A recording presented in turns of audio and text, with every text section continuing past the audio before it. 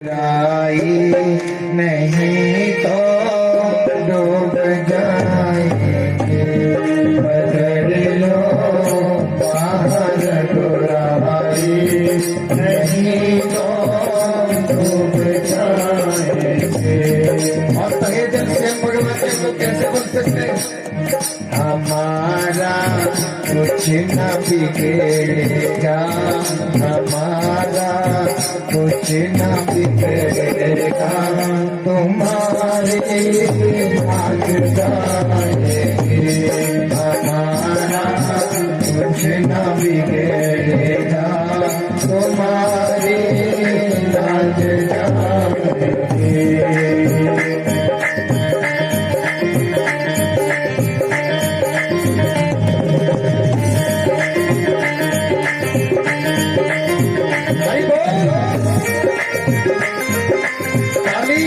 सेवा करो, ऐसे भगवान की ऐसे छुपाएंगे तो पकड़ेंगे कैसे? बाहर होगा तो बाजू पकड़ लेंगे।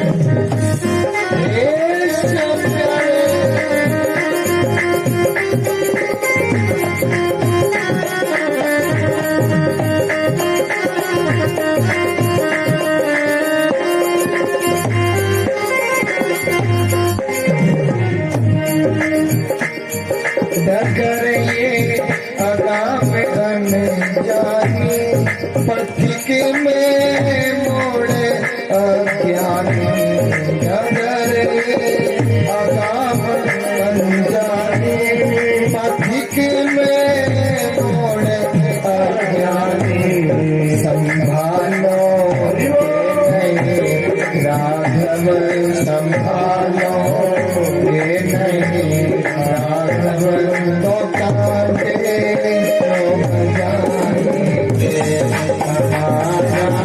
कुछ न बिगड़ेगा, तुम्हारी भाग जाएंगे। हमारा कुछ न बिगड़ेगा, तुम्हारी भाग जाएंगे।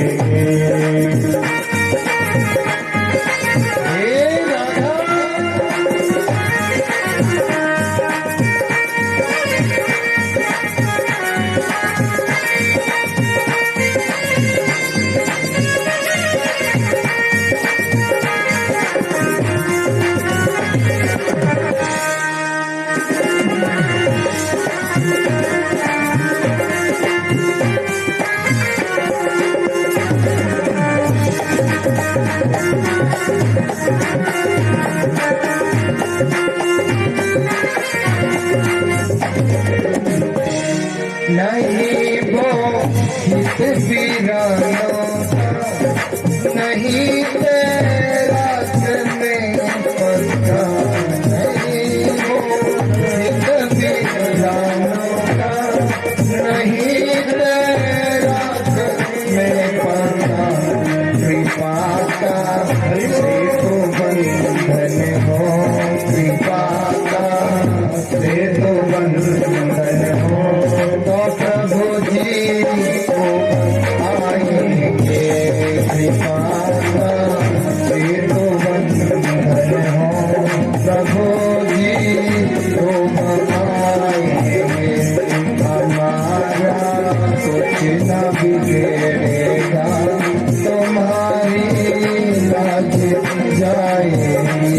हमारा कुछ न बिगड़ेगा, तुम्हारी लाज जाएगी।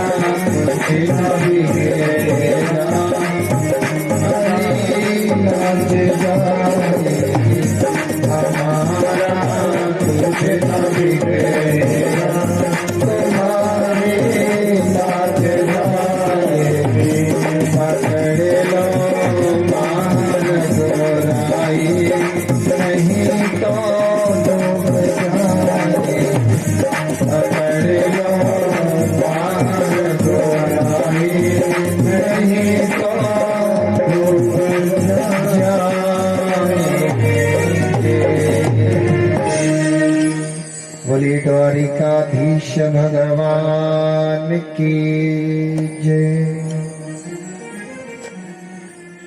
जिह्वान भक्ति गुणनामधेयम् चेतस्त स्मरति तत चरणारविन्दम्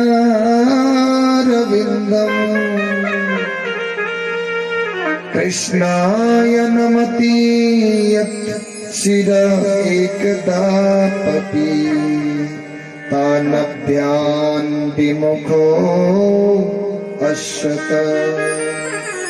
जिह्वा भक्ति प्रभु गुण नाम ध्येय। हमारी जिह्वा बोला भगवान जी, भगवान सुखदेव जी राजा परीक्षित को कह रहे हैं कि सुनो राजा, जाने अनजाने में भी भगवान जी का नाम अगर हमारी जिह्वा से आ जाए, ध्यान देना, अगर मन से आओगे तो कितना फल मिलेगा। और यहाँ पे लिखा है कि जाने अनजाने में भी भगवान जी का नाम हमारे जीवा से उतर जाए, निकल जाए, तो भैया उसको कभी भी यमराज के दूत देखने को नहीं मिलेंगे। ध्यान देना। और जिसने भगवान जी की कथा मन लगा करके श्रवण कर ली, अपने जीवन में एक बार भी श्रवण कर ली। हमने आपको पहले दिन की कथा में कहा है ना कि दर्शन ना हुआ हो तो हम आपको दर्शन करवा देंगे भगवान जी के। लेकिन कैसे? कि हमारा मन केवल यहीं पे रहे, 7 दिनों तक भगवान जी के ही पास रहे। अवश्य भी भगवान जी के दर्शन होंगे, क्यों ना होंगे। राजा परीक्षित को हो गए तो हमें क्यों ना हो। सबको दर्शन हो सकता है। कुछ मांगने की जरूरत नहीं पड़ेगी कि भगवान ये दे दे, आज सिर पीड़ है, आज सर दर्द है ना, इसको हटा दे, कल घुटना दर्द है उसको हटा दे, भगवान ना मेरे को पुत्र दे दे, अब वो बड़ा हो गया उसकी शादी करवा दे, अब उसको नौकरी लगा दे। तृष्णा न जीर्णा भयमेव जीर्णा, भोगा न भोक्ता भयमेव भोक्ता। हम तृष्णा नहीं करते, हम भोगते नहीं तृष्णाओं को, लेकिन तृष्णाएं हमें भोग करके चले जाते। हम भोगों को नहीं बल्कि भोग हमें भोग करके चले जाते हैं। हम जीवन में ऐसे कुछ भगवान जिससे क्या कहिए, बस ऐसे कुछ उनके भगत बन जाइए, ऐसे कि हे कन्हैया मुझे मालूम है मेरी मृत्यु भी आएगी, तुम भी सच्चे हो, देखना ये है कि तुम मेरे पास पहले आओगे कि मेरी मृत्यु मेरे पास पहले आएगी। भाव से बोलो जय श्री कृष्णा, बोलो। हाथ खड़े करते हैं, बोलते हैं नहीं बोलते हैं, लेकिन ऐसा होता है कि भाई मेरे को अगर जितना जोर से तुम बोलोगे मेरे को लगेगा कि हाँ ये बहुत ध्यान से सुन रहे हैं, भाई इनका ध्यान केवल कथा में है। ऐसे जब चेहरे लटके होते हैं तो लगता है कि पता नहीं ये बोर तो नहीं हो रहे हैं लटके, लेकिन बोर किससे होना है? मेरे से बोर हो सकते हैं, भगवान जी से बोर नहीं हो सकते, है ना। मेरे से तो हो सकते हैं लेकिन भगवान जी से नहीं हो सकते।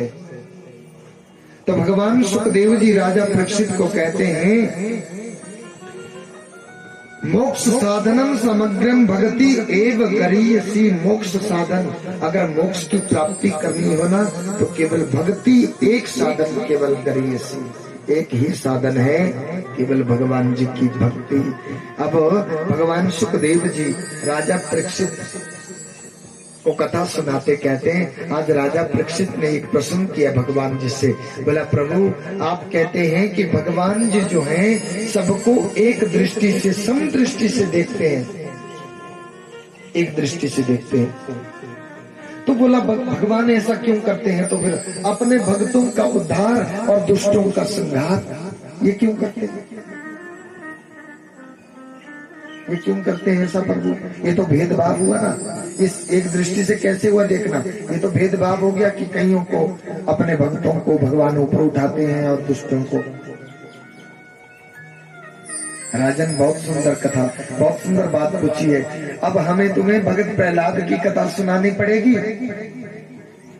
भगत प्रहलाद की कथा सुनानी पड़ेगी, तब जाकर के तुम्हारे मन का संशय दूर होगा, ऐसे नहीं। और भगवान सुखदेव जी उनको कथा सुनाने के लिए बैठ गए, भगत प्रहलाद की कथा सुनाने के लिए। और क्या कहा गया है, भगत प्रहलाद बहुत बड़े भगत है भगवान जी के, ध्यान दें। भगत प्रहलाद का नाम 12 भागवतों में आता है, भगत ध्रुव का नाम नहीं आता, लेकिन भगत प्रहलाद जी का नाम 12 भागवतों में। आप किसी भी पुराण की कथा क्यों न सुन लो, प्रहलाद जी की कथा जरूर मिलेगी। सभी पुराणों में प्रहलाद जी की कथा जरूर मिलेगी। बहुत बड़े भगत हैं भगवान जी के। हैं किस कुल से? राक्षस कुल से, ध्यान देना, दैत्य कुल से। इनके भगत प्रहलाद जी के पिता का नाम है हिरण्यकशिपु, माता का नाम है कयाधु। माता ने अपने पुत्र को ऐसे संस्कारित किया है, संस्कारहीना स पशु समाना। संस्कार, बालकों को अच्छे से संस्कारित करिए। शास्त्र कहते हैं कि 5 वर्षाणी तु लाले 10 वर्षाणी तु ताड़े प्राप्ते 11 वर्षे मित्र बदाचरे। 5 वर्षों तक बालकों को इतना प्रेम दो कि वो प्रेम के कुएं में डूबे रहे बस। 10 वर्षाणी तो ताड़े, और जितने भी संस्कार आपको भरने हैं ना बच्चों में, वो 11 वर्ष के पहले भर दो बस। प्राप्ति 11 वर्षे, जब 11वां वर्ष जब चल पड़ता है, मित्र बदाचरे, उस समय तो बोला अपने पुत्र को मित्र के समान मानना चाहिए, पुत्री को सहेली के समान मानना चाहिए। फिर वो कोई नई बात सीखने वाले नहीं है, ध्यान देना। संस्कार से लगते कोई बात नहीं सीखेंगे, और कुछ कमाई आजीविका के लिए तो सीखेंगे, लेकिन संस्कार नहीं आएंगे उसमें, ध्यान देना। जो गूढ़, जो प्रगाढ़ जो संस्कार आएंगे वो छोटी उम्र में आएंगे। साम दाम दंड भेद जो भी करके, लेकिन उस समय बालकों में, अरे जब 15-20 वर्ष का बालक हो गया ना, तो उसको माता को ये बोलना न पड़े कि ये पंडित जी आए हैं, कि ये तुम्हारे ताया चाचा इनके पांव छुओ बेटा। पूत कपूत तो का धन सिंचे। माता पिता को यही नहीं चाहिए कि बस केवल हम कमाए जाएं, हम बैल की तरह चले रहें और बैंक बैलेंस भरते रहें और अपने बच्चों के लिए बैंक बैलेंस छोड़ दें। वो माता पिता सार्थक नहीं है, ध्यान देना। माता शत्रु पिता वैरी, ये न बालो न पाठिता। माता शत्रु पिता वैरी, ये न बालो न पाठिता। न स्ववते सभा मध्ये,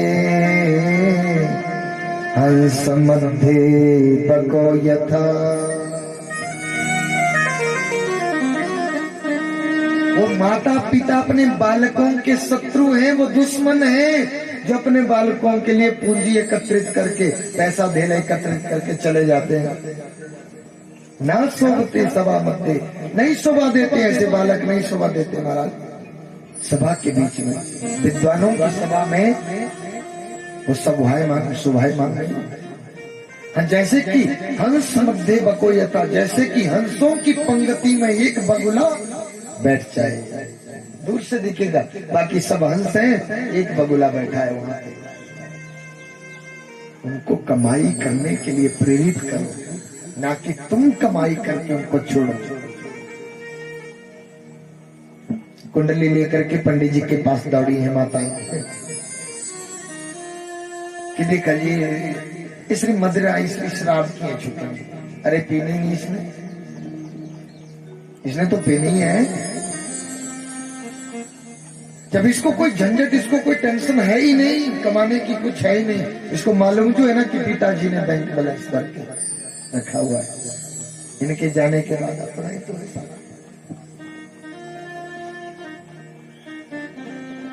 पूत कपूत तो का धन सिंचे, पूत सपूत तो का धन सिंचे। बच्चों के सामने वो कैसे करवाएंगे, क्या करेंगे वो। भागवत तो हमने भी करवानी थी, लेकिन कोई बात नहीं, असरे मरने के बाद कोई दिन गया सारा मन मेरा खीगरा इतना पैसा है ना, मैं इतना पैसा रख के गया हूँ कि मेरी 10-13 भी कर दिया, कने भागवत भी करवा दिया, फलाने पढ़ता शादी लिया करवा दिया।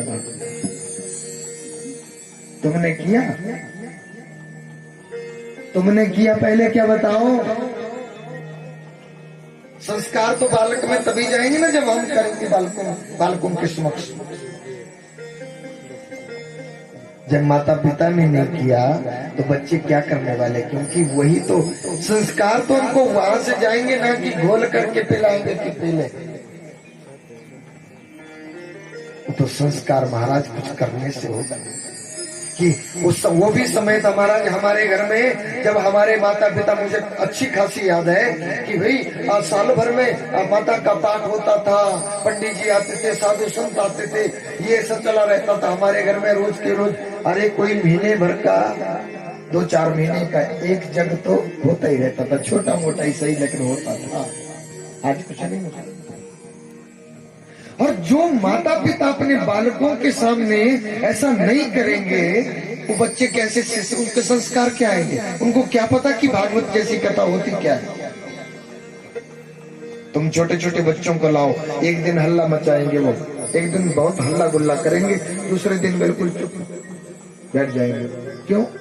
क्योंकि वो देखेंगे सबकी तरफ, देखेंगे सारे चुप हो रही है के बड़बड़ाए रहते। ये क्या चक्कर है। वो दूसरी बार नहीं बोलेंगे कभी, क्योंकि आप जाकर के घर में बोलेंगे कि बेटा वहां पे बिल्कुल चुप, वहां पे भगवान जी की कथा सुनी जाती है, बिल्कुल चुप, बीच में नहीं बोला जाता। संस्कार चले गया। संस्कारहीन स पशु समाना, जो संस्कार से परे है वो पशु के समान है। ध्यान देना। ना शोभा देते सभा के मध्य में, हंस मध्य बको यथा।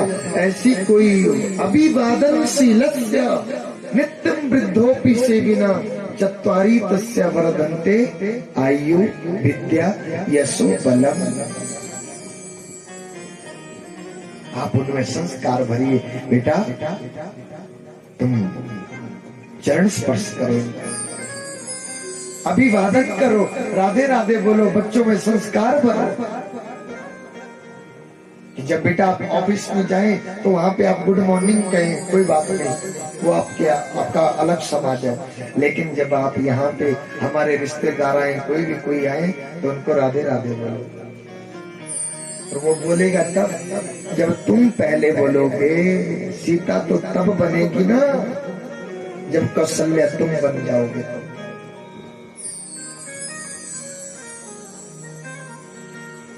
आजकल सास जो पूछ लो कुछ कौन जे सास सुखी है अपने बहु मत, तिनारे सामने जरूर, मतलब उनके सामने जरूर कर देती होंगी कि भाई मेरी बहू बहुत अच्छी है, लेकिन बाद में आई तो ठीक है, पढ़ी लिखी भी करी तो काम मन दिते ब्यागा जे चाय मंगवाणी हो तो की मंगवाणी,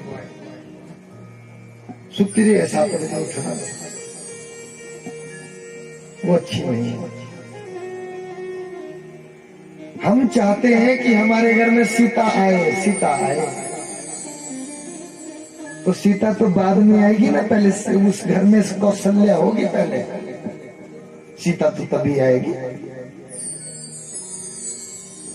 तुम कौशल्या बन जाओ, वो सीता अपने आप बन जाएगी। भाव से कहो राधे राधे। त्रिविधा वासनाम देही नाम, सात्विक, राजस और तामस, 3 प्रकार की वासना। हिरण्याक्ष का वध किया मेरे भगवान जी ने, ध्यान देना। जब पृथ्वी का उद्धार किया तो मेरे कन्हैया ने हिरण्याक्ष का वध किया। वही हिरण्याक्ष जो इस धरा को, इस पृथ्वी को रसातल में ले गए थे। कहा ले गए थे? रसातल। और भगवान जी ने क्या रूप लिया उस समय? क्या अवतार हुआ भगवान जी का? वराह अवतार हुआ।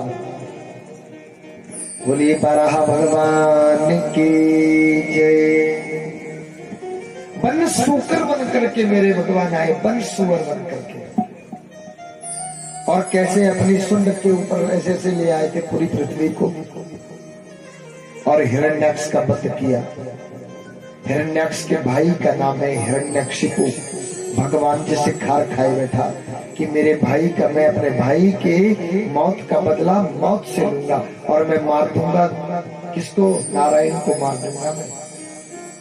सब माताएं बहनें रोने धोने लगी। उनको बोला नहीं, कोई नहीं रोए धोएगा यहाँ पे। और चला गया और ब्रह्मा जी की तपस्या करी। ब्रह्मा जी की तपस्या करी, और ब्रह्मा जी की तपस्या से ब्रह्मा जी खुश हुए और क्या कहने लगे? आगे वहां पे उत्तिष्ठ उत्तिष्ठ भद्रते तपसो अभी कश्यप। किसके पुत्र हैं? कश्यप ऋषि के पुत्र हैं। कौन? हिरण्यकशिपु।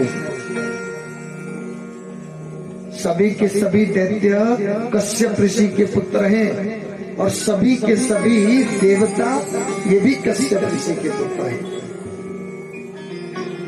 देवता और दानव आपस में सौतेले भाई हैं।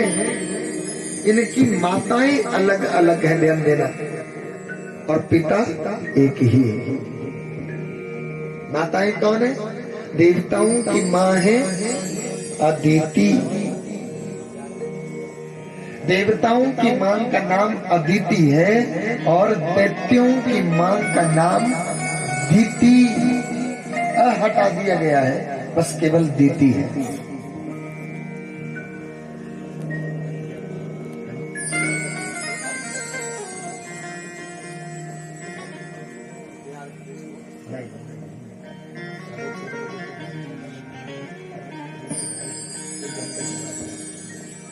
बोली गोविंद भगवान की जय। उठो उठो, मेरे से आप मांगिए, क्या मांगना चाहते हैं? उठो।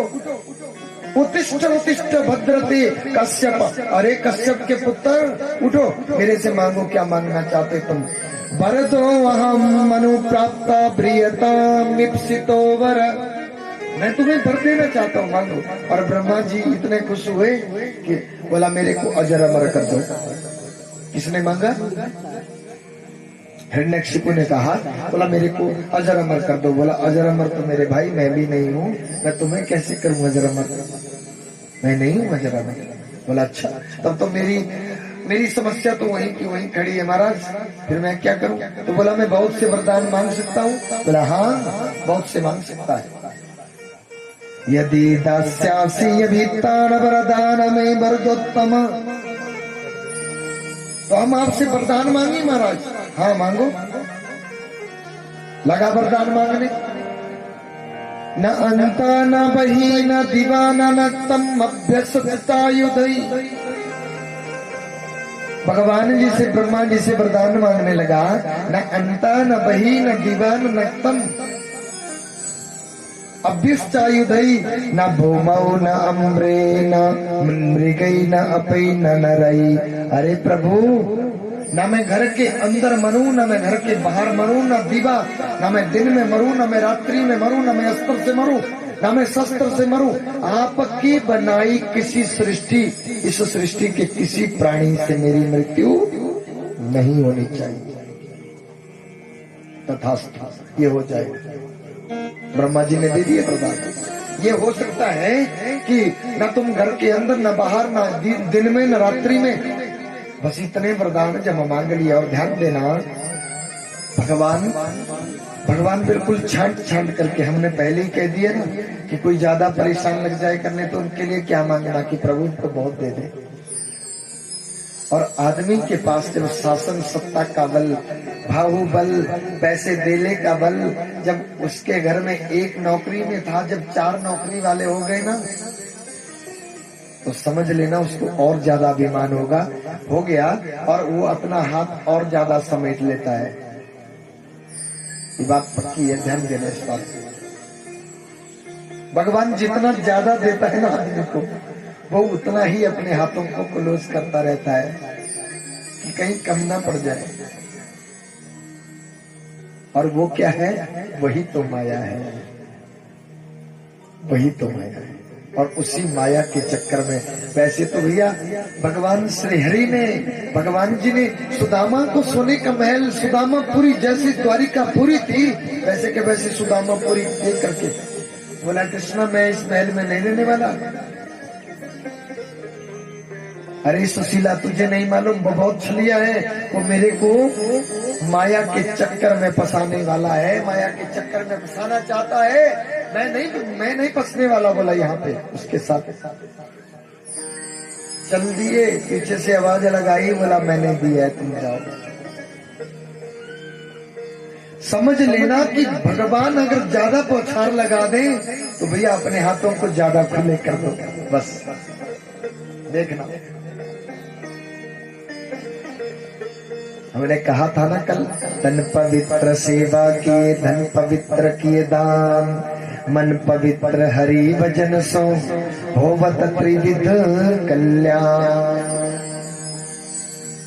इसमें तभी शुद्धि आएगी, तभी हमारी आगामी पीढ़ी दिन प्रतिदिन उन्नति की तरफ अग्रसर होगी, जब हम अपने हाथों से दान करेंगे, सेवा करेंगे, मन को भगवान जी के चरणों में लगाएंगे। न अंदर मरूं, न बाहर मरूं, न दिन में मरूं, न रात्रि में मरूं, न अस्त्र से न शस्त्र से, आपके बनाए किसी जीव से मेरी मृत्यु नहीं होनी चाहिए। तथास्तु। आ गया। और क्या हुआ महाराज? बड़प्पन जब पाया, कई लोगों को बड़ा, कई लोग भोले भटके अगर बड़े हो भी जाए ना, तो उनको 2-4 पीढ़ी आने के बाद उनमें बड़प्पन आने लगता है। ध्यान देना, भगवान जी का दिया है तो उसमें अहम कैसा भैया, अहंकार कैसा, घमंड कैसा। भगवान जी की ये प्रेरणा है कि घमंड अगर माता लक्ष्मी करे तो मैं उसको भी पांव की ठोकर लगा करके परे कर देता। आपने सुनी कथा कि दुर्योधन ने 56 प्रकार के भोग बनाए भगवान जी को, सोने के महलों में ले जाना चाहा, लेकिन पांव की ठोकर मारी, बोला मैं कोई भूखे नहीं मरे जा रहा हूं। वहां से आकर के भगवान जी आकर के विदुरानी के केले के छिलके खाना पसंद किए, लेकिन 56 प्रकार के भोग नहीं खाना पसंद किए मेरे कन्हैया ने। तो इससे क्या सिद्ध होता है? भगवान जी को चकाचौंध और आपका पैसा धेला नहीं चाहिए, हमारा मन चाहिए भगवान जी को। अब ये बात आए कि भाई श्रद्धा, भाई हम श्रद्धा से जो करेंगे सो, श्रद्धा से जो करेंगे। अब ये श्रद्धा वाली बात आ गई ना जी, तो श्रद्धा तो कहां चलेगी बताओ? शास्त्र कहते हैं कि गंगवा तेली के घर में अगर कोई कार्यक्रम करने के लिए जाएंगे, वहां पे मिट्टी का कलश लगेगा। ये मैं नहीं कह रहा हूं, शास्त्र कह रहे हैं। गंगवा तेली के घर में जाओगे तो वहां पे मिट्टी का कलश लगेगा, तब भी भगवान जी बहुत खुश होंगे। और राजा भोज के यहाँ पे जाओगे ना, तो वहां पे आपको सोने का कलश लगाना पड़ेगा, तब भगवान जी खुश होंगे। राजा भोज ये नहीं कह सकता कि महाराज मिट्टी के कलश से भी तो पूजा होती है। होती है, होती है, बिल्कुल होती है, लेकिन तुम्हारी कमाई का 10वां हिस्सा अदा करना भगवान जी की राह पे, वो मेरा धर्म है, वो मैं करवाऊंगा आपसे। अंधेरे से उजाले की तरफ ले जाना, वही तो गुरु है। और क्या गुरु है? गुरु किसको बनाना चाहिए? गुरु किस किस को गुरु बनाना चाहिए महाराज? सुहागिन स्त्री को कहीं गुरु बनाने की कोई शास्त्र, कोई भी शास्त्र, कोई पुराण आपको आदेश नहीं करता कि आपको गुरु बनाने की जरूरत है। पति का जो गुरु होगा वही पत्नी का गुरु, और पत्नी के लिए पति ही गुरु माना गया जाता है। पत्नी के लिए पति आज्ञा परिपाल नियम पात वर्तन, पति की आज्ञा का पालन करना, यही पतिव्रता धर्म का निर्वाह है। भगवान सुखदेव जी कहते हैं कि उस हिरण्यकशिपु ने बड़ी भरी धमा चौकड़ी मचा दी महाराज, फलदार वृक्ष कटवा दिए, देवताओं की हवन की आहुति रुकवा दी कि कोई ये देवताओं का भोजन क्या होता है, इससे देवताओं का बल बढ़ता है, इससे बल बढ़ता है, सब कुछ बंद करवा दिया गया। अरे भगत प्रहलाद अपने बच्चे को 4.5 वर्ष के बालक हैं, गुरुकुल में भेज दिया। दैत्यों के गुरु कौन है? दैत्यों के गुरु है शुक्राचार्य जी, और देवताओं के गुरु बृहस्पति। देवताओं के गुरु है बृहस्पति और दैत्यों के गुरु है शुक्राचार्य। शुक्राचार्य जी की रेख देख में भेज दिया महाराज कि आप इसको राजनीति की शिक्षा दीक्षा दो। अरे राजनीति की शिक्षा दीक्षा क्या, राजनीति क्या बताती, दिखाती, समझाती है आपस में अपने प्राय में भेदभाव करना कि फलानी पार्टी कह रही है फलानी पार्टी का, हम इनसे नहीं मिलेंगे, हम इनसे नहीं मिलेंगे, मतलब एक दूसरे को अलग थलग करना चाहती है। लेकिन बालक नहीं सीख पा रहे वहां पे राजनीति की शिक्षा दीक्षा। बहुत दिनों के बाद वापिस घर में लौटे, पिता ने कहा, बोला मेरा पुत्र क्या सीख करके आया बताओ तो मेरे को। एतावत् काल पर्यंतम शिष्यता गुरो भवान तथा साधु मन्यते सुधार्यादि। अरे क्या सीख करके आया मेरा बेटा, बता मेरे को। पिताजी तापश्री, जो मुझे अच्छा लगता है वो मैं पहले बताऊं कि जो गुरुओं ने मुझे बताया समझाया है वो मैं तुम्हें पहले, जो तुम्हें अच्छा लगता है बेटा वो बताओ। जो गुरुओं ने बताया, सदा द्विज्ञानदीतम असदा गृह्याता हित्वा आतंपात गृहाते में से बंधनम। अरे पिताश्री तापश्री, आप मेरे भगवान जी से विमुख हुए, खा मैं खा। अरे वो दुनिया, उनकी बदौलत तुम बोल रहे हो, उनकी बदौलत तुम चल रहे हो, उनकी बदौलत तुम ये सारा कुछ जो भी चकाचौंध उन्हीं की बदौलत चल रही है। अरे किसकी बात कर रहे हैं? हम भगवान नारायण की बात कर रहे हैं। जब नारायण का नाम लिया ना, गोदी में बिठाया था पुत्र को दोनों हाथों से उठाया और पटक दिया। कह रहे किसकी बात कर रहा है तू, मेरे दुश्मन का नाम ले रहा। बहुत जल्लाए उसके ऊपर, बहुत जल्लाए, और फिर से बच्चे को, बालक को भेज दिया। फिर से आया, फिर से भगवान जी का नाम लिया, अपने मंत्रियों को, गवेषकों को बोला कि इस बालक को मार दो, मौत के घाट उतार दो। अरे ये मेरे सामने मेरे दुश्मन का नाम ले रहा है। और सभी मंत्रियों को सब एकत्रित हुए, बालक को ले गए, बहुत ऊंची पहाड़ी से बालक को गिराया गया। जाको राखे साइया मार सके ना कोई, बाल भी बांका ना करी सके, जो जग कुछ नहीं बिगाड़ पाए। नीचे मेरे कन्हैया ने अपने दोनों हाथ जो फैलाए, पकड़ लो बाहर गोराई।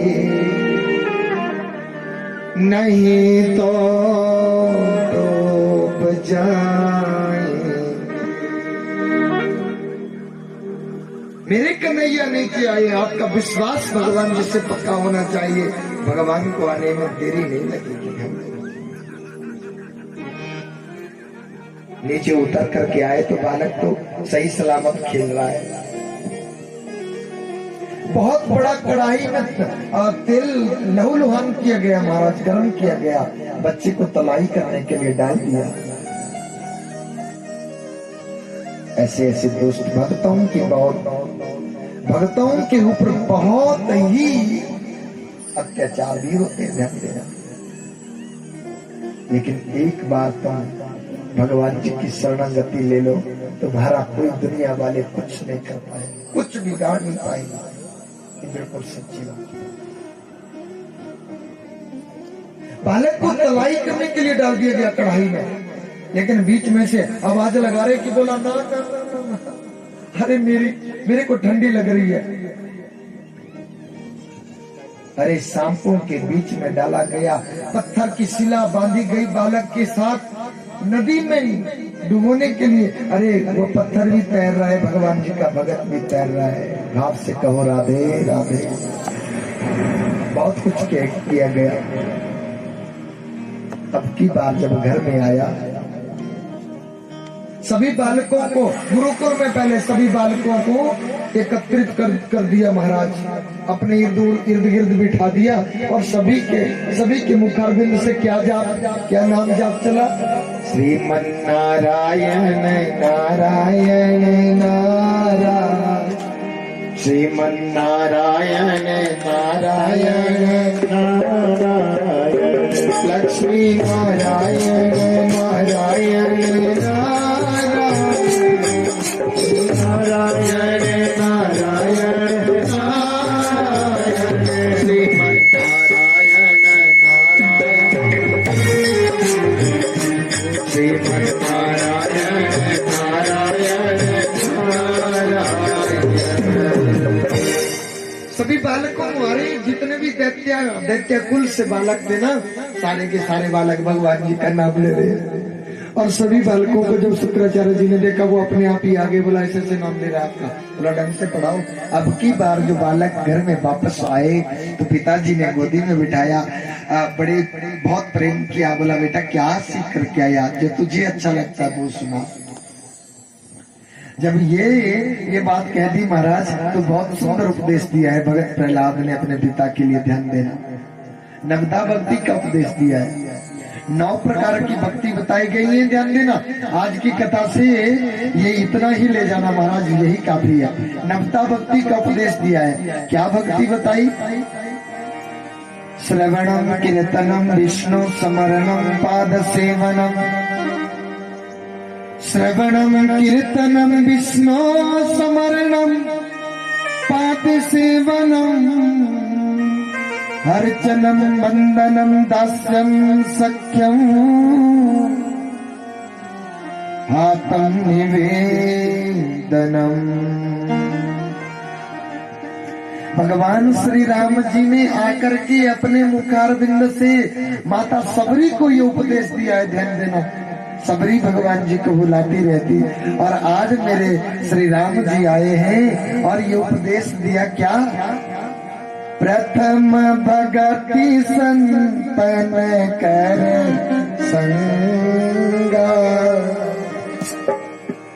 प्रथम भगति संतन कर संगा, द्वितीय मम हरि कथा प्रसंगा, मम हरि कथा प्रसंगा, गुरुपद सेवा पंकज ईश्वरी भगति बहुदीत गर भेजे कपेह कपिता। सियावर राम जय जय राम, मेरे प्रभु राम मेरे प्रभु राम, सीताराम मेरे प्रभु राम सीताराम। श्रवणम भगवान जी की कथा का श्रवण करना। ध्यान देना, सबसे पहली प्रकार की भक्ति कोई बताई गई है ना, वो बताई गई है क्या कि भगवान जी की कथा का श्रवण करो।